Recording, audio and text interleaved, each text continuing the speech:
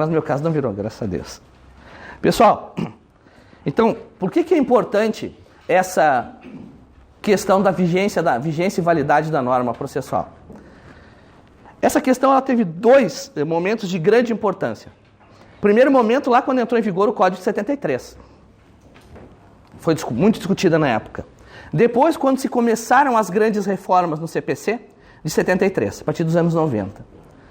Que se começou primeiro com reformas pontuais, tutela antecipada, ação executiva lato sensu, que a gente chama de obrigação de fazer e não fazer, hoje 497, antigo 461A. Depois, a reforma dos títulos executivos extrajudiciais, a reforma da sentença sincrética, com o cumprimento de sentença.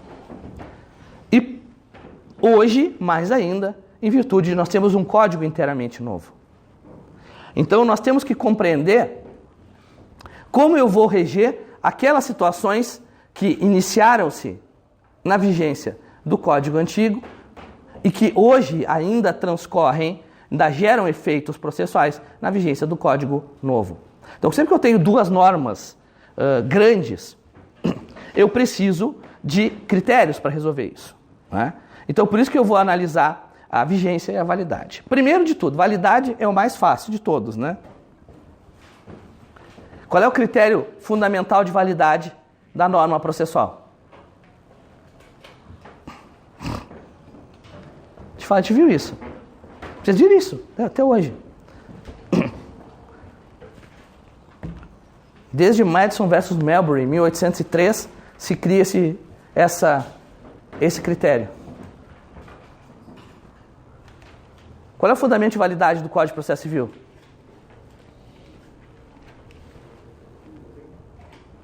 Que silêncio, gente. Para sétimo semestre? O que o código tem que ser? O que qualquer norma tem que ser? Para ser válida? Para ser válida. Validade? Ela tem que ser constitucional. Então, o critério de validade do Código de Processo Civil é a sua adequação às normas constitucionais. Mas hoje, nós vivemos um novo paradigma do Estado de Direito. Se pode falar isso. Hoje nós vivemos o paradigma não só do Estado constitucional de direito, mas do Estado constitucional e convencional. Hoje eu não tenho mais um único paradigma de controle de validade das normas jurídicas. Eu superei já esse paradigma da Constituição como única fonte de validade de normas jurídicas. Eu tenho hoje, além da Constituição, os tratados e convenções definidores de normas de direitos humanos. Vocês vão ouvir falar o resto da vida de vocês, uma bobagem que o Supremo Tribunal Federal criou, que é que as normas de direitos humanos, elas têm natureza, o quê? Supralegal. O Supremo disse isso no julgamento lá do ministro Gilmar Mendes. Isso é por quê? Porque parte da doutrina, durante muito tempo, especialmente a partir dos anos 90, e da redemocratização, principalmente na América Latina, da redemocratização dos países da América Latina, nós passamos a ter uma discussão que hoje é vista como importante, mas sem sentido, de qual era a posição dos tratados dentro de um ordenamento jurídico. Vocês devem ter estudado isso lá no Direito, Teoria do Direito, né? Quando o Kelsen defende a teoria monista, duas teorias na década de 20, teoria monista e teoria dualista. Eu teria duas ordens jurídicas, sendo uma a ordem jurídica internacional e uma a ordem jurídica interna. E eu teria, que é a teoria dualista, ou eu teria a teoria monista, que é a teoria kelsesiana, de que eu só tenho uma ordem jurídica. E aí a teoria monista vai se dividir em teoria monista de prevalência da ordem interna e teoria monista de prevalência da ordem externa. Uma dizendo que a prevalência é da norma internacional, outra dizendo que a prevalência é da norma interna. Bom, nada disso importa mais. Porque a essência dessa questão da convencionalidade não é hierarquia. Essa é a grande questão hoje. Não se discute mais Por isso que a posição do Supremo acaba sendo exótica, para não dizer nada, não dizer o mínimo.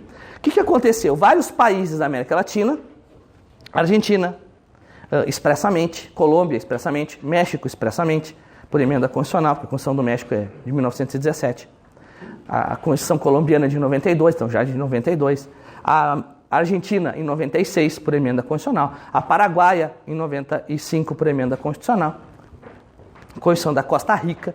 Passaram a prever que as normas definidoras de direitos humanos tinham equivalência com as normas constitucionais. Automática, bastava que o país ratificasse para aquela norma. O Paraguai usa uma técnica diferente. A Constituição do Paraguai diz que, ratificado um tratado pela República do Paraguai, esse somente pode ser denunciado se seguido o mesmo rito de uma emenda constitucional. Então, na verdade, ele entra automaticamente e se diz que ele tem status constitucional, porque somente uma emenda à Constituição poderia retirá-lo do ordenamento. Então, diferente da Argentina, que diz expressamente isso, o Paraguai diz por outro caminho. Todo mundo entrou nessa moda. O Brasil, em 2005, e para variar, né, o Brasil é o diferentão. Numa sala de aula, o Brasil é aquele cara que senta no fundão, com capuz, piercing no ouvido e ouvindo... tu pensa que o cara é roqueiro, o cara está ouvindo a Anitta, né, no fone de ouvido. Esse é o diferentão, esse é o Brasil. O Brasil inventa a moda. O Brasil fala assim, não, vamos fazer uma emenda constitucional e dizer que quando um tratado de direitos humanos entra no ordenamento jurídico e o Congresso ratifica ele com o mesmo quórum da emenda constitucional, ele entra formalmente na Constituição. Então ele passa a ser formal e materialmente constitucional. E aí resolveu uma parte do problema, porque aqueles tratados que não eram assim, uma parte da doutrina dizia que eles eram material, mas não formalmente constitucional. Aí o Supremo vem e disse, olha, não é nada disso. Aquela coisa assim, do Supremo, né? O cara está no Supremo, o cara sabe tudo. Não é nada disso. As normas têm natureza jurídica supralegal. Tem a Constituição, aí tem as normas de direitos humanos, e aí tem a patuleia, que é a legislação ordinária. Parece que resolveu todos os problemas, né? E não resolveu problema nenhum.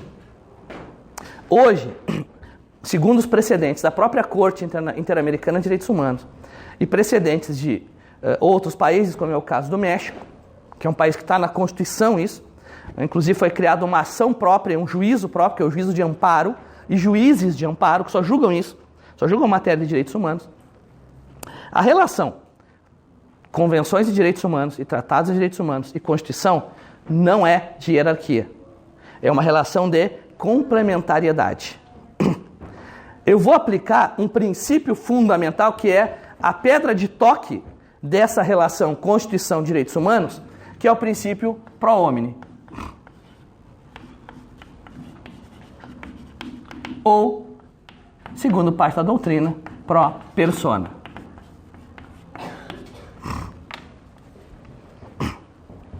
O que esse princípio vai me dizer é que, em havendo dúvida sobre qual norma eu aplico, se a Constituição, ou se os direitos fundamentais, ou se os direitos humanos, eu vou aplicar aquela norma que mais proteja, que proteja de forma mais eficiente o indivíduo.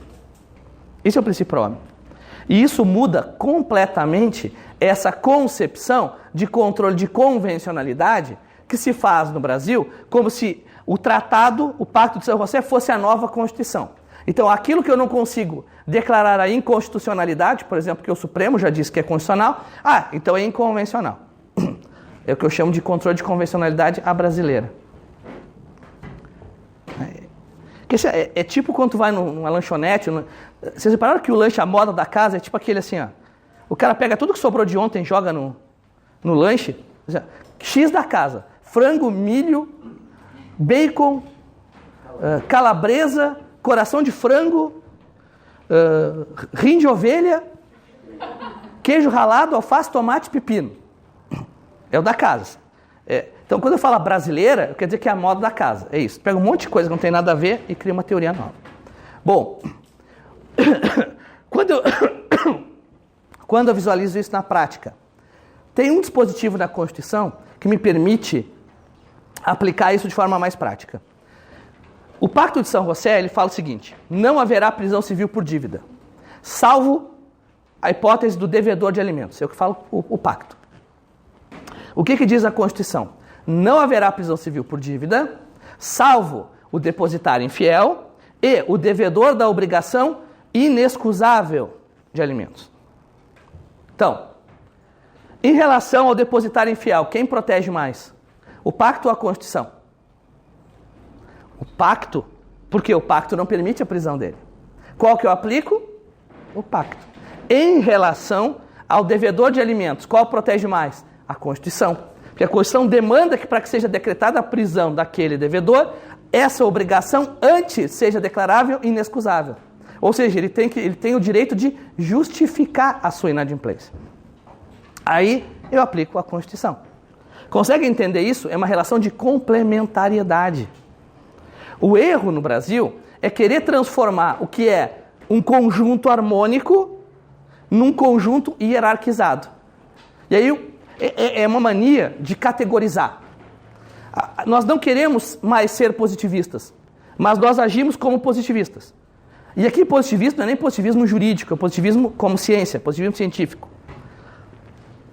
Eu tenho que categorizar tudo. Tudo tem que ter a sua categoria, tudo tem que ter o seu lugar. Isso é o positivismo. Tá? Então é por isso que eu tenho lá no auge do positivismo, quando ele começa a misturar com o direito, eu vou ter o Lombroso, querendo usar pela nefrologia, explicar por que o sujeito é criminoso. Assim, ele tem as orelhas mais assim, então ele tem tendência a praticar furtos. Ele lá atrás ele tem a cabeça mais assim, então ele tem tendência a praticar homicídio. Tem alguma base científica nisso? Não, mas ele categoriza. Então a gente tem essa coisa, tudo tem que ter uma categoria, eu tenho que botar alguma coisa. Quando eu não consigo, eu invento. É o que fez o Supremo Tribunal Federal.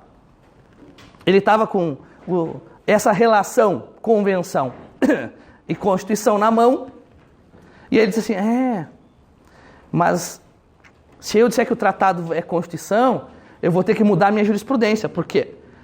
Não sei se vocês sabem, né? O Supremo Tribunal Federal, ele tem jurisprudência, ele diz que é um defensor dos direitos humanos, as ministras adoram encher a boca para dizer isso, mas na decisão mais importante que a Corte Interamericana tomou em relação aos países da América Latina e em relação ao Brasil, o Brasil está em descumprimento com base numa decisão do Supremo, que é no caso Lund. No caso Lund, a Corte Interamericana disse, Brasil, a tua lei de anistia não vale. Porque a tua lei de anistia, na verdade, foi uma lei de autoanistia. Olha, eu tenho meia dúzia aqui que fizeram atos ilícitos. Então eu perdoo eles, meia dúzia que eu sei, eu perdoo eles, em compensação, eu tiro daquelas todas as vítimas que foram torturadas, mortas e desaparecidas, o direito de postular judicialmente a punição. Então, isso não é uma lei de anistia, isso é uma lei de autoanistia. E a Corte diz que a nossa lei de anistia é inconstitucional. Aí o que vem o inconvencional? Aí o que vem o Supremo e diz, não, ela é constitucional. Porque a Constituição diz, a lei não prejudicará o ato jurídico perfeito, a coisa julgada e o direito adquirido. Tá. Mas aí eu pergunto para vocês, qual norma protege mais? A interpretação da Corte Interamericana ou a interpretação do Supremo? A interpretação da Corte. Porque garante o direito de acesso à justiça. Então, não vem me dizer... E o Brasil tem essa mania de aplicar o Pacto de São José contra o que entende a Corte Interamericana. Ou sem nem ver o que entende. Recentemente, começou a surgir o boato. Não, o desacato viola o pacto, que a Corte Interamericana diz isso. Primeiro, a Corte nunca disse isso.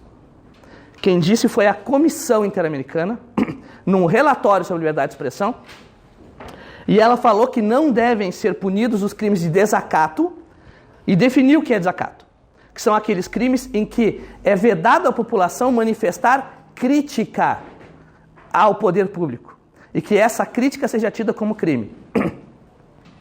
O crime de desacato é um crime de crítica? Claro que não. Eu chegar e dizer para o policial, seu policial, eu não concordo com a sua prisão.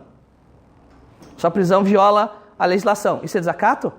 Do ponto de vista jurídico, né? Desacato? Não. Alguém vai ser condenado por desacato do Brasil por dizer isso? Não. Agora, olhar para um policial e dizer: seu babaca, seu imbecil, seu bunda mole. Isso é liberdade de expressão? Não, isso não é crítica, isso é uma ofensa pura. E não é nem ao policial, é a autoridade do Estado. Então, tanto que o crime de desacato não está nos crimes contra a honra, está nos crimes contra a administração. Então, aí vem o STJ e diz isso. Aí depois vem o STJ e diz que não é isso. E o que é interessante é que as duas fundamentações, tanto para dizer que não é mais crime desacato, quanto para dizer que é crime desacato, as duas usam o Pacto de São José e as duas usam errado. É incrível isso. O Brasil consegue fazer umas coisas incríveis. Errar nos dois caminhos. Então, isso eu quero que vocês entendam. Quando eu vou analisar qualquer legislação para decidir sobre a sua convencionalidade, eu não devo analisar numa relação de hierarquia. Eu devo analisar numa relação de complementariedade. Então, o Código de Processo Civil, lá no artigo 554, parágrafo 1º, ele traz uma disposição que fala o seguinte, em relação... obrigado. Em relação aos conflitos fundiários. O CPC anterior, ele dizia o seguinte, que... O CPC não, né? A jurisprudência formada no CPC anterior. Dizia que se houvesse uma ocupação de área urbana por número indeterminado de pessoas, a solução era citar todo mundo para o edital. O que isso significava? Que aquelas pessoas só iam saber que responderam um processo e que tinham que sair do imóvel quando a polícia batesse para tirá-las dali. O novo código vem e diz o seguinte, que todas as pessoas que forem identificadas pelo oficial de justiça devem ser citadas, e as demais serão citadas por edital. Citação por edital é constitucional? É. Citação por edital é convencional? É. Desde que eu respeite o mínimo de garantias. Uma delas é o direito de ter ciência do processo, é o direito de conhecer o processo. Então, eu tenho que interpretar esse 554, parágrafo 1º, da seguinte forma. Todas as que forem identificadas serão citadas por edital, serão citadas pessoalmente. Mas é dever do Estado tentar identificar o máximo possível de pessoas para que todas sejam citadas pessoalmente. Então, o juiz, mesmo que o oficial diga lá, não consegui intimar ninguém, o juiz vai ter que dizer, não, vai lá e vai com a assistente social e tenta identificar as pessoas. Se não conseguir, tentou e não conseguir, cita para edital. Agora, sem tentar identificar, tu não pode fazer a citação. Isso é uma interpretação convencional. Então, por isso que a validade das normas, e não só a norma processual, qualquer norma jurídica, hoje é analisada sobre um aspecto da constitucionalidade e convencionalidade. Tranquilo até aqui? Bom, vigência. Vigência é relativamente mais fácil.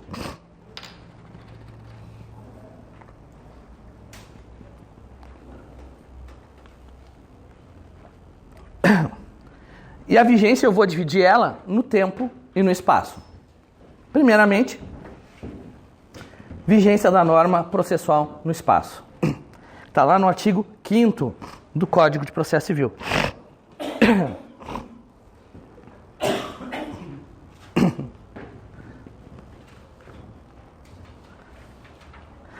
A territorialidade, a vigência da norma processual no espaço, na verdade a vigência de todas as normas jurídicas no espaço, ela se rege por um princípio, por um fundamento básico, que é o da efetividade. Eu não tenho sentido nenhum em aplicar as minhas normas jurídicas em um território onde eu efetivamente não posso impor a minha soberania. Efetividade. De que adianta eu falar que o Código de Processo Civil brasileiro tem vigência no Paraguai? se nenhum agente do Estado brasileiro vai controlar a efetiva aplicação dessa norma. Vocês imaginam o seguinte, a norma processual brasileira diz, o prazo para contestar é 15 dias, no Brasil e no Paraguai. A norma processual paraguaia diz que é 30. O paraguaio lá contesta no 30º dia. Alguém vai decretar revelia? Então, o que adianta eu dizer que a minha norma se aplica fora do território nacional? É efetividade. Eu só posso aplicar a minha norma onde eu efetivamente exerço soberania. Tanto é que o próprio conceito de território é ligado ao conceito de soberania. Território nacional é onde eu consigo exercer soberanamente a minha autoridade. Isso dentro daquele conceito de soberania clássico do Jean Bodin, de que soberano é a nação que não se submete a nenhum outro poder. Ela é um poder em si mesma, limitada por ela própria. Que o Jean Bodin cria isso numa época interessante, fundamentando justamente na ausência de autoridade papal sobre os reis. Essa era a lógica. Que até o século XV, século XVI, existia o Estado nacional, mas acima do poder do Estado nacional tinha o Estado papal, tinha a Igreja Católica. Tanto que o Henrique VIII quis se divorciar, ele era o rei e o Papa disse o seguinte, não, tu é rei, mas eu sou acima de ti, eu estou dizendo, tu não te divorcia. O que ele fez? Ele rompe com a Igreja, assume a chefia da Igreja e diz, olha, a partir de hoje a Inglaterra não se submete a nenhum outro poder, senão o poder do rei. Só que quando se faz isso, nenhum monarca é burro o suficiente para fazer isso somente ele, isolado. Porque ele sabe que ele, por mais que os reis se achem imortais, eles são temporais. Vão viver por um tempo. Então tu tem que construir isso que tu quer por vários aspectos. Filosófico, teleológico, teológico, jurídico e político. Então, vocês começam a ver ali, ainda que esse pensamento não surja por ordem do rei, né? É esparso. Vocês vão ver lá no Príncipe do Maquiavel dizendo mais ou menos isso. Vocês vão ver o Jean Bodin dizendo isso, que soberano é aquele que não submete a poder e autoridade nenhuma. Então, país soberano é o país que manda dentro do seu próprio território. Tanto que o próprio conceito de território nacional e mar territorial era o quê? Era o alcance do meu tiro de canhão. Até onde eu consigo defender com os meus canhões é o meu território nacional. Quando vem a época dos descobrimentos, em 1492, isso já muda completamente, né? Bom, então, regra geral, artigo 15 do CPC. Artigo 15, artigo 13 e artigo 16.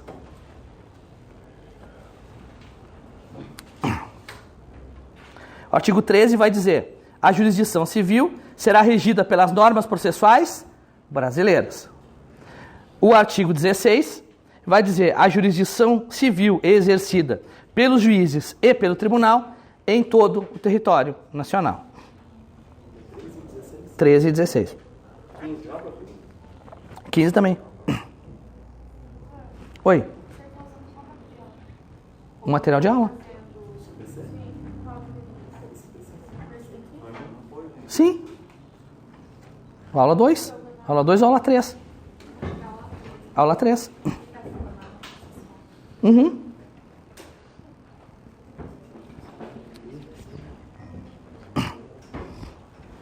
Bom, o artigo 13 ele traz uma exceção. Ele diz: aplica-se às normas brasileiras, excetuadas as disposições previstas em tratados, convenções ou acordos internacionais que o Brasil seja parte.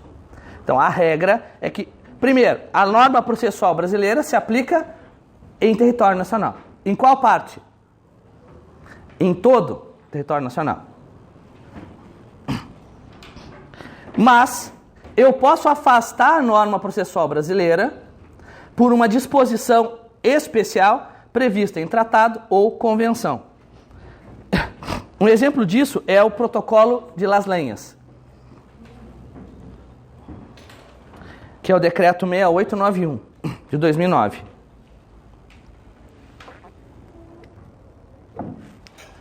Que é uma das normas internacionais sobre processo que vocês mais vão utilizar em Foz do Iguaçu. Nos outros lugares do Brasil é muito raro a incidência dele. Em Foz do Iguaçu é diária.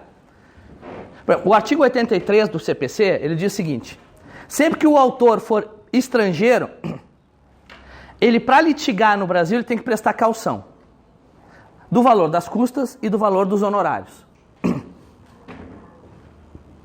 se vem um russo e quer processar alguém no Brasil, ele deve oferecer em caução real ou fidejussória, ou oferecer bens, ou oferecer dinheiro em caução, depósito judicial, ou oferecer um fiador, que é a caução fidejussória, do valor das custas e do valor dos honorários. Mas, se essa pessoa for um estrangeiro de país membro do Mercosul e do Chile,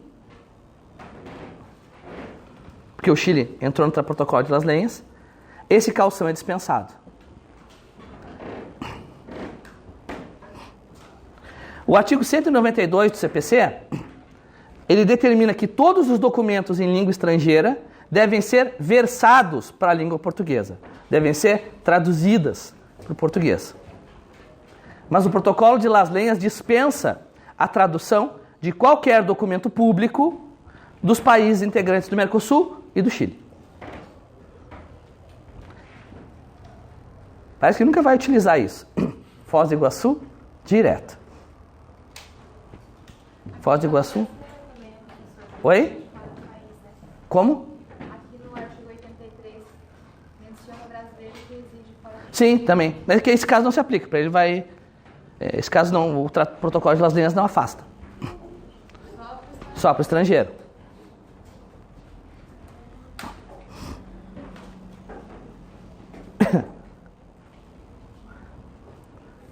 Há muito tempo, em relação ao 192, o STJ já tinha amenizado essa obrigatoriedade de tradução, quando dizia, se fosse um documento muito simples, em que não houvesse uma grande divergência linguística, o juiz não precisaria do tradutor juramentado. Mas, em sendo documento público de qualquer dos países do Mercosul, mas o Chile, essa tradução é dispensada. Aqui em Foz, isso é muito comum. Você não tem noção da quantidade de processos que eu julgo envolvendo operações ocorridas no Paraguai. E aí vai lá, o sujeito traz o contrato social, às vezes traz a sentença do juiz paraguaio, e nada daquilo tem que ser traduzido. Basicamente, o protocolo de Las Lenhas... É que assim, é muito fácil o protocolo de Las Lenhas para o Uruguai, Argentina, Chile e Paraguai dizerem que não precisa tradução dos documentos entre eles, é a mesma língua. Aí joga para o português, o protocolo assim, o brasileiro todo mundo fala espanhol. Se não fala espanhol, fala portunhol. Então, aquele documento de 350 páginas em espanhol, todas as palavras, tu vai entender tudo que está ali. Mas se tu não entender tudo, tu vai entender a maioria. Então, assim, vai entender a maioria. E eu vou dizer uma coisa, tem a sua utilidade. Né? Outro dia eu tive uma ação que era interessante. Era uma ação dessas de medicamento, em que a autora era brasileira, era estrangeira residente no Brasil, era uma refugiada, e que ela pediu um tratamento para o câncer. E os documentos que ela tinha comprovando a doença dela estavam todos em francês. Todos em francês. Porque, se eu não me engano, ela era síria. E na Síria, a língua oficial é o árabe, mas também a língua técnica das ciências é o francês. Tá tudo em francês. Aí olhei, a mulher com justiça gratuita, ia mandar traduzir, ia para Curitiba traduzir aquilo ali. Olhei, era um documento copiável, PDF, Google Tradutor. Google foi lá, o que era nome de doença, obviamente o Google não traduziu, mas nome de doença também. Mas estava lá indicando que a pessoa portadora de carcinoma, tal, explicando direitinho, dá para compreender 80% do documento. Não mandei traduzir, concedi eliminar, mandei fazer o tratamento. Entendeu? Isso é a gente vai ver isso depois do intervalo em normas fundamentais, e nós vamos ver que esse é um dos princípios do novo código, essa questão de simplicidade. Se o réu achasse que precisava de tradução, ele traduzisse. Mas eu achei desnecessário.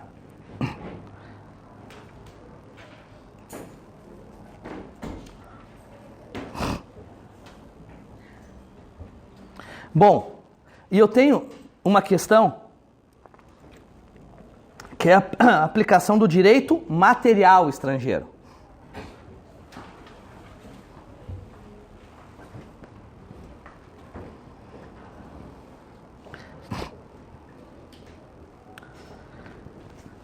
O princípio da territorialidade, ele se aplica às normas de direito processual. Então, mesmo que eu vá aplicar o direito estrangeiro, o direito material estrangeiro, que é o caso lá do artigo 10 da Lei de Introdução às Normas Brasileiras, antiga Lei de Introdução ao Código Civil. Aqui, era uma lei que contém duas mentiras incríveis, porque ela não introduzia o Código Civil, e direito internacional privado é uma grande mentira, porque um, ele é direito interno e não internacional, e dois, ele é direito público e não privado. Quando vocês estudarem direito internacional privado, vocês vão ver isso. Bom, o artigo 10 da Lei de Introdução às Normas, ele diz que na hipótese de sucessão ou de ausência, serão aplicadas as normas estrangeiras se forem mais favoráveis ao cônjuge ou os filhos brasileiros. Então, nesse caso, eu vou aplicar a norma material estrangeira. Mas qual norma processual eu aplico? A brasileira. Tanto é que eu tenho lá a hipótese do artigo 960, que é a homologação de sentença estrangeira.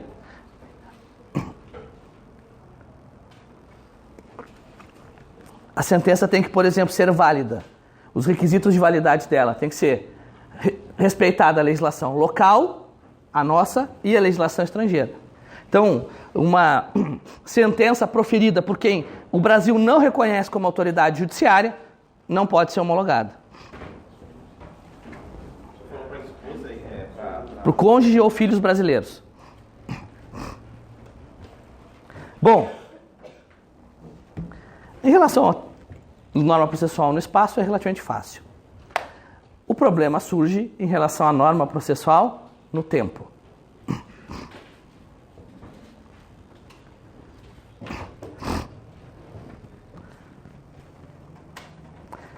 A regra é que as normas processuais sempre tenham vigência para, as normas jurídicas em geral tenham vigência para quê?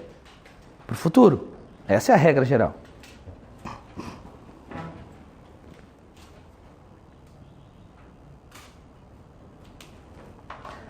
Mas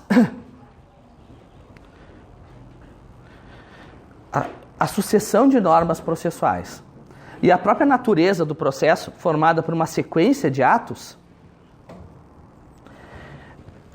torna necessário que eu disponha, que eu regule como se opera essa sucessão de normas processuais no tempo. No direito penal material é relativamente mais fácil.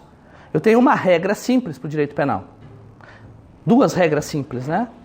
A norma penal mais gravosa se aplica somente aos fatos futuros. A norma penal mais benéfica se aplica aos fatos anteriores. É uma regra relativamente simples. No processo civil, no direito processual, eu tenho uma coisa um pouco diferente. Né? Eu não vou ter a figura da retroatividade. As normas processuais, elas sempre vão ter vigência para o futuro.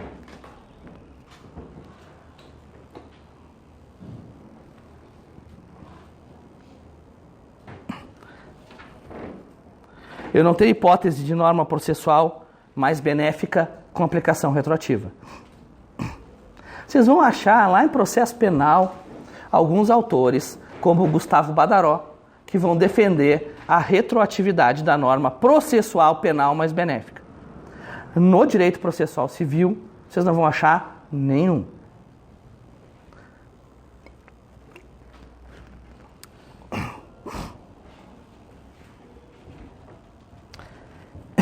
Então anotem aí. No direito processual civil,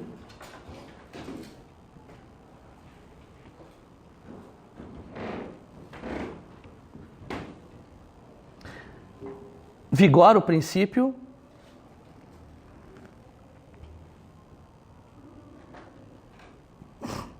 tempus regit actum.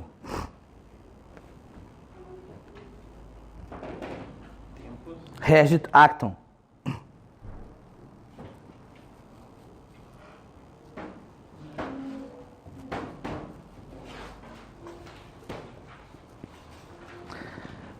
Ou seja, as normas processuais têm aplicação imediata. Tem aplicação imediata. Em relação aos atos processuais pendentes,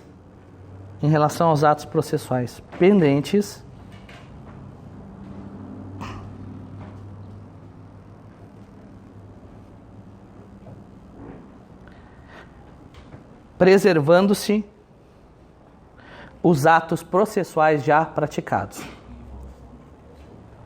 Aos atos processuais pendentes.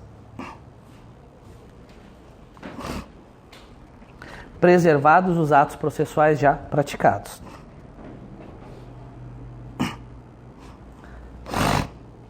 É isso que diz o artigo 14 do Código de Processo Civil.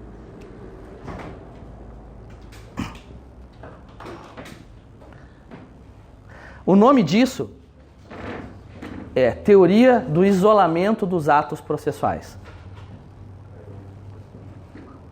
O nome disso é teoria do isolamento dos atos processuais.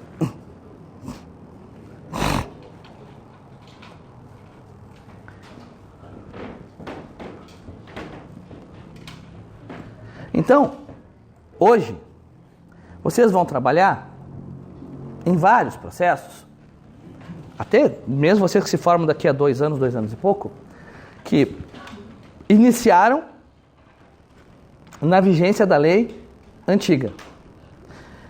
E como é que eu analiso a validade desses atos? Eu analiso a validade desses atos à luz de que norma? Da lei processual vigente na data em que foram praticados. Então, imaginem o seguinte. No Código de Processo Civil de 73, eu tinha um recurso chamado embargos infringentes. Os embargos infringentes eram o recurso cabível contra a decisão de tribunal não unânime que reformasse sentença de primeiro grau, desde que a parte não unânime fosse a parte da reforma. Então imagine o seguinte, a sentença de primeiro grau julga procedente o pedido para condenar o réu ao pagamento de R$10.000 a título de danos morais. Há recurso por parte do réu e no tribunal, por 2 votos a 1, essa sentença é reformada.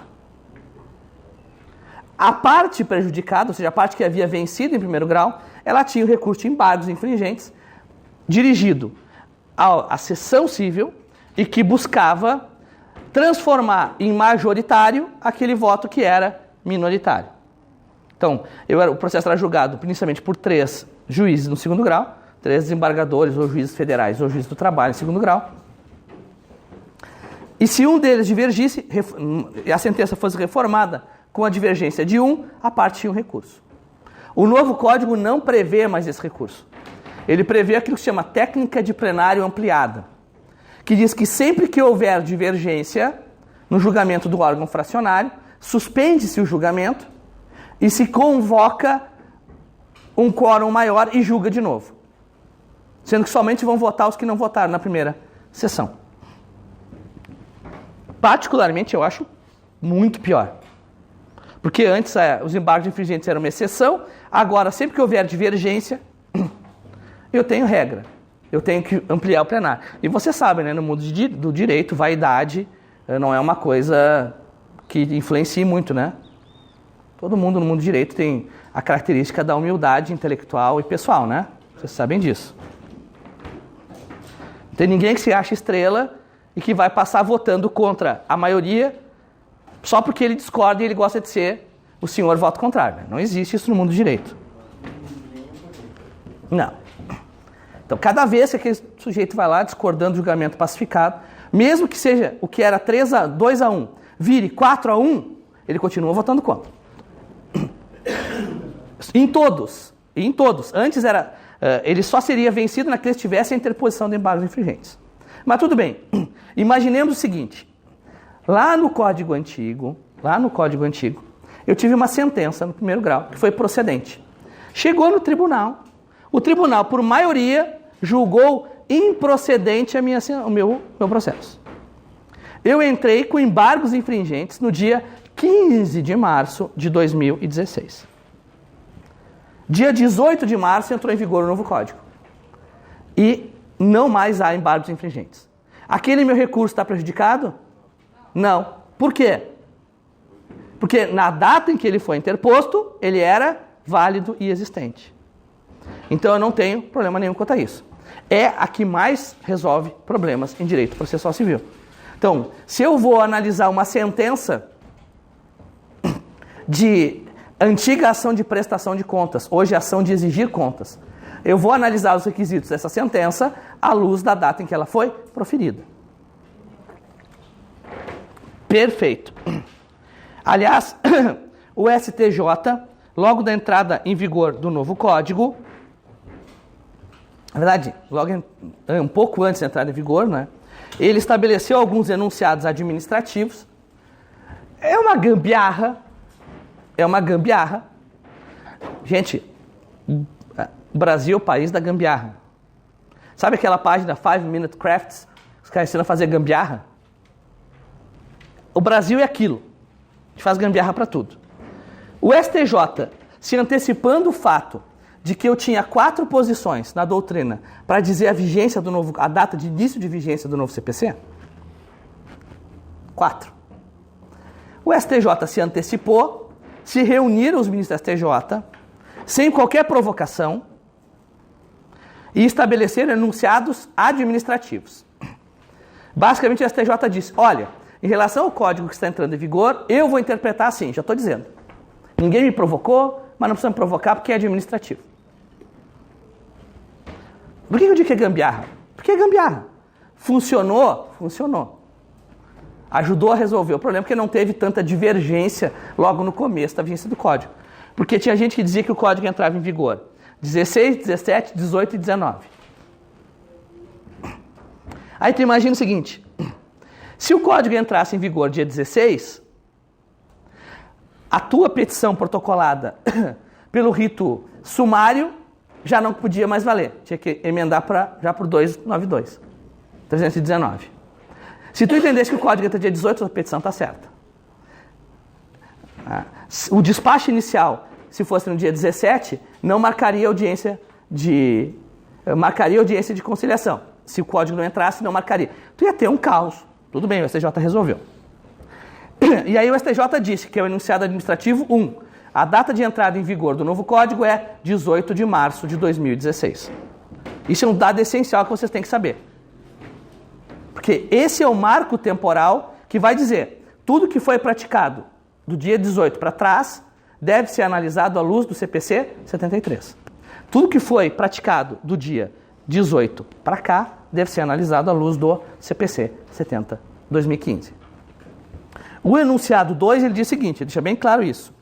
Aos recursos interpostos com fundamento no CPC 73, aí o STJ reforça, relativos a decisões publicadas até 17 de março, devem ser exigidos requisitos de admissibilidade na forma nele prevista, com as interpretações dadas até então.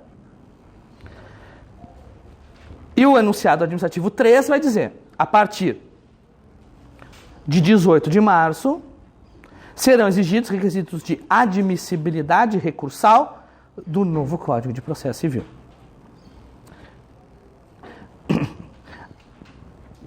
O marco divisório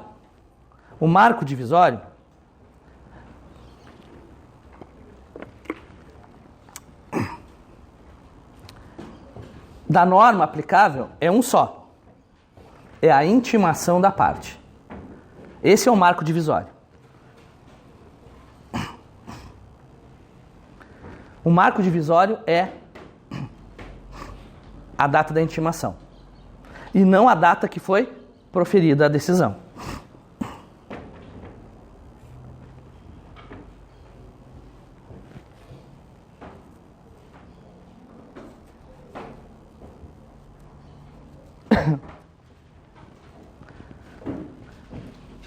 Isso tem uma grande importância no novo código em relação ao recurso de agravo de instrumento.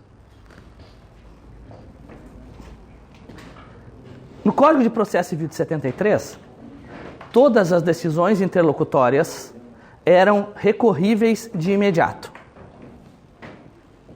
Todas.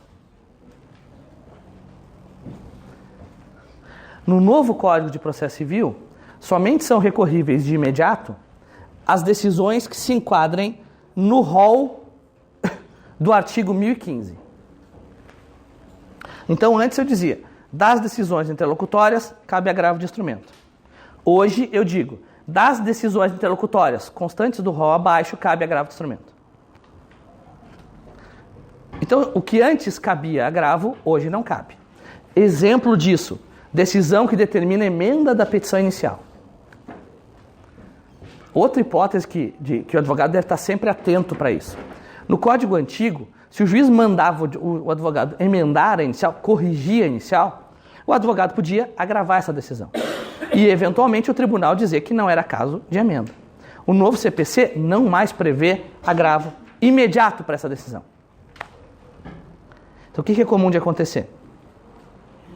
O juiz manda emendar, e o advogado, em vez de emendar, fica discutindo com o juiz se é caso de emenda ou não. O juiz vai lá e indefere a inicial. Aí ele vai ter que apelar, levar até o tribunal reformar a decisão, voltar para receber a inicial. Às vezes essa cultura do litígio, da briga, não vale a pena. Bom, imagine o seguinte.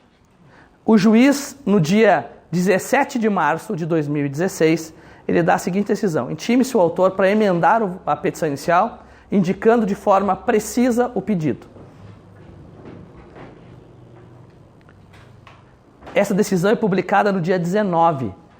Publicação é sinônimo de intimação aqui. A parte é intimada no dia 19. Cabe agravo? Não. Por quê? Porque quando a parte foi intimada dessa decisão, não cabia mais o agravo de instrumento. A decisão continua sendo interlocutória, não mudou, só que não há recorribilidade imediata. A regra adotada pelo Código no artigo 14 é a teoria do isolamento dos atos processuais. Só que a teoria do isolamento dos atos processuais, ela não resolve todos os problemas. Por isso que, de forma subsidiária, o artigo 1046, parágrafo 1º, o artigo 1046, parágrafo 1º,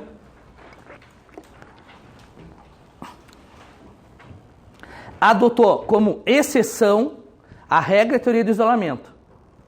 O artigo 1046, parágrafo 1º, como exceção, adotou a teoria das fases processuais.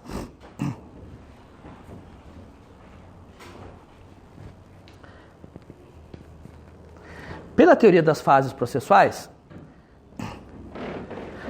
cada fase processual, e nós vimos isso lá na aula passada, fase postulatória, fase saneadora, fase instrutória e fase decisória, cada fase seria regida por uma lei diferente. Então, a regra, pela teoria das fases processuais, era que eu não isolaria os atos, mas sim as fases.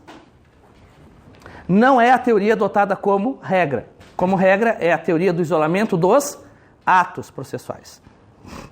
Mas o Código de Processo Civil, lá no artigo 1046,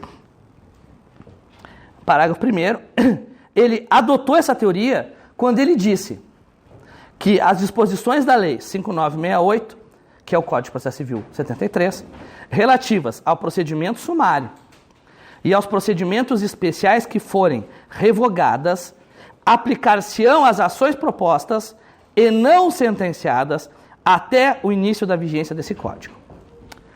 Bom, isso aqui, esse artiguinho, gente, vocês não sabem o que deu problema para mim no primeiro mês de vigência do novo código. O procedimento sumário, lá do 275, ele era aplicável a uma gama relativamente grande de demandas. Para ter uma ideia, todas as demandas de até 60 salários mínimos submetiam ao rito sumário. E o que ele tinha como peculiaridade? Ele tinha a obrigatoriedade de ser designado uma audiência de conciliação, como é hoje. Só que com uma grande diferença da audiência de hoje. A contestação tinha que ser apresentada nessa audiência. Até a abertura da audiência. que começou a acontecer? A ação foi proposta antes do novo código, dia 17 de março. Eu despachei a petição inicial antes da vigência do novo código. Mas a audiência foi designada, obviamente, para após. Primeira audiência de rito sumário, eu imaginei que fosse acontecer, e como dizia minha mãe, batata, aconteceu. Chegou na audiência, tá bom, doutor. Tem acordo? Não, não tem. Contestação já está no Projude? Não, doutor, meu prazo para contestar começa a audiência. Eu, não, doutor. Prazo para contestar é o mesmo do CPC antigo. Não, doutor, teoria de isolamento. Digo, não, doutor. Teoria das fases. O que diz o Código de Processo Civil? Que nas ações que começaram pelo rito sumário, só se aplica o Código de Processo Civil novo a partir da sentença, a partir da fase decisória. Então eu vou aplicar a fase postulatória, que inclui a defesa, do Código antigo. Eu cheguei a aplicar 4 revelias na mesma tarde. Por causa desse 1046, parágrafo 1º. Mania do pessoal ler o código pela metade. Por quê? Eu não isolo aqui o ato. Eu isolo a fase. Então, a ação ordinária que foi proposta antes da vigência do novo código, se eu despachei ela na vigência do novo código, eu vou marcar a audiência de conciliação normal, certo? E o prazo de defesa vai contar da audiência. Agora, se for rito sumário, eu vou aplicar até a sentença o Código de Processo Civil antigo. E por fim, para vocês irem para o intervalo. O Código também adota como exceção, essa aqui é a regra. Essas duas aqui são adotadas como exceção.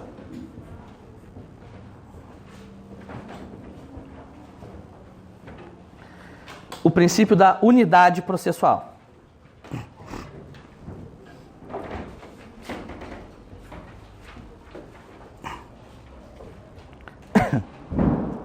O princípio da unidade processual, ele vai dizer o seguinte, que como o processo é um conjunto de atos indissociáveis, ele deve ser aplicado como uma unidade.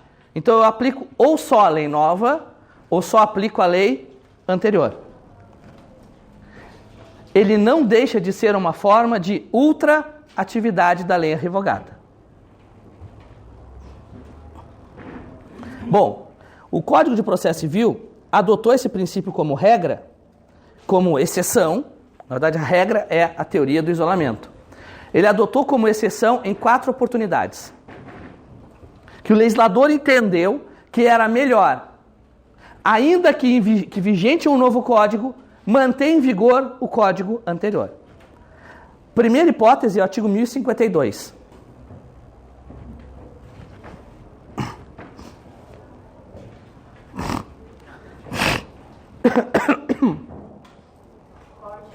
Artigo 1052. Eu não preciso mais ter o meu CPC 73. Precisa. Porque o processo de insolvência continua regulado pelo CPC de 73 até que sobrevenha uma nova lei que dispõe especificamente sobre a insolvência. Vai vir? Não, nunca. Insolvência. Para vocês entenderem, o Código de Processo Civil de 39, na parte referente ao direito marítimo, ele continua em vigor até 2016. Então dá para ver que esse CPC de 73, nessa parte, vai ficar em vigor. Então lá o processo de insolvência da Santa Casa, que também está lá na 4ª Vara Civil. Esse processo, que código eu utilizo? Em tudo para ele. Em tudo relativo à insolvência, obviamente, né? O CPC de 73. No novo não tem? No novo não tem. O código para insolvência, quando vocês olharem, se vocês entrarem na internet, vocês vão entrar lá na página do Planalto, vai estar o Código de Processo Civil de 73, né? Ainda vai estar lá. Vocês vão ver que ele vai aparecer todo riscado. Aí quando vocês chegarem na parte da insolvência, que é a partir do artigo 700, ele não está mais riscado. Porque ele está em vigor ainda, naquela parte. Ele está em vigor. Então, até que venha uma nova lei só sobre insolvência, o que vale é o CPC de 73. Outra exceção, o artigo 1054.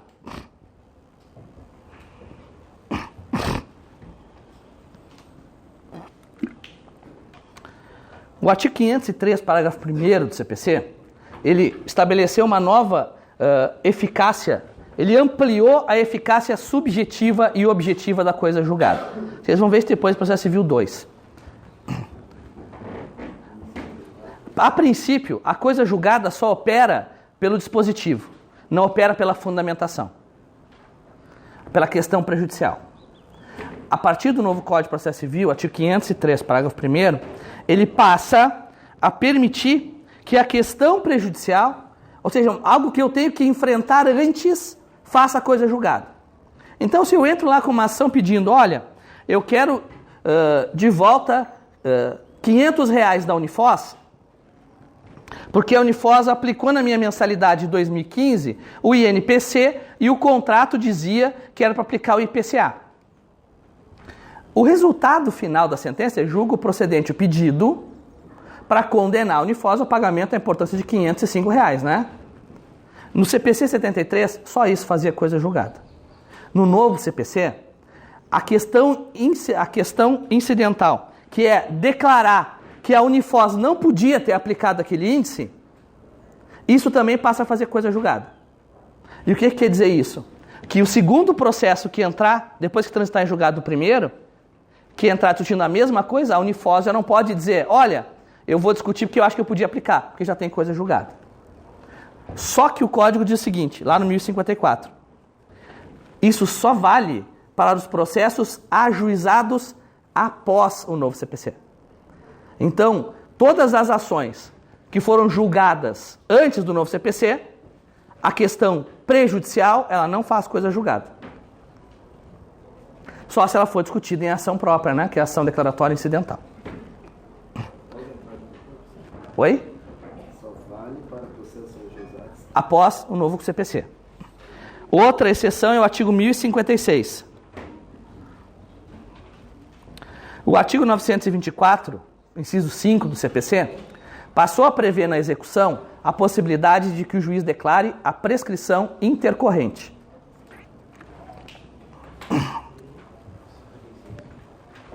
A prescrição intercorrente, que é mais ou menos o seguinte: se o credor não localizar bens do devedor, o juiz arquiva o processo por 1 ano, nesse período, suspende o prazo de prescrição, findo esse período não sendo localizados novos bens, o processo vai para arquivo pelo prazo de prescrição do título, e se fim desse prazo o credor não localizar nenhum bem positivo, o juiz declara a prescrição intercorrente. O que o artigo 1056 faz é que esse prazo somente pode ser contado a partir da entrada em vigor do Código. Quer dizer que aquele processo que estava arquivado lá há 6 anos, eu não posso aplicar a ele a prescrição intercorrente. Eu tenho que desarquivá-lo e arquivá-lo novamente. E a partir desse novo arquivamento no novo CPC é que eu vou começar a contar.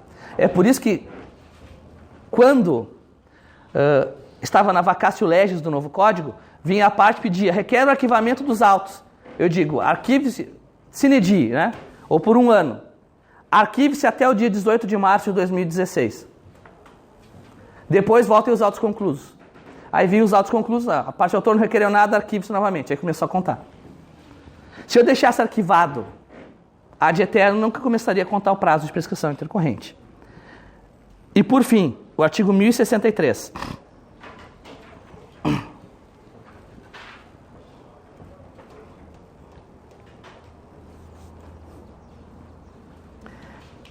Que vai dizer o seguinte, que até que sobrevenha uma mudança na Lei 9.099, que é a Lei dos Juizados, aquelas demandas previstas no artigo 275, inciso 2 do novo CPC, poderão ser ajuizadas ainda perante o Juizado Especial Cível. O que quer dizer isso? Ela dá uma eficácia ultrativa ao 2752. Ação de cobrança de condomínio, ação possessória envolvendo imóveis até 60 salários mínimos, ação de reparação de danos de acidente de trânsito, ação de cobrança de seguro de vida. Tudo isso pode ser ajuizado no juizado, mesmo que acima de 60 salários mínimos. 275, inciso 2 do CPC 73. Então, só para vocês irem para o intervalo mesmo. Não é nenhuma afirmação, é uma pergunta. Qual é o princípio adotado pelo CPC? Isolamento das processuais como regra. Como exceção, eu vou ter esses da teoria das fases e teoria da unidade. Pergunta de prova. Tá bom, pessoal? Vou fazer um intervalo e a gente já volta.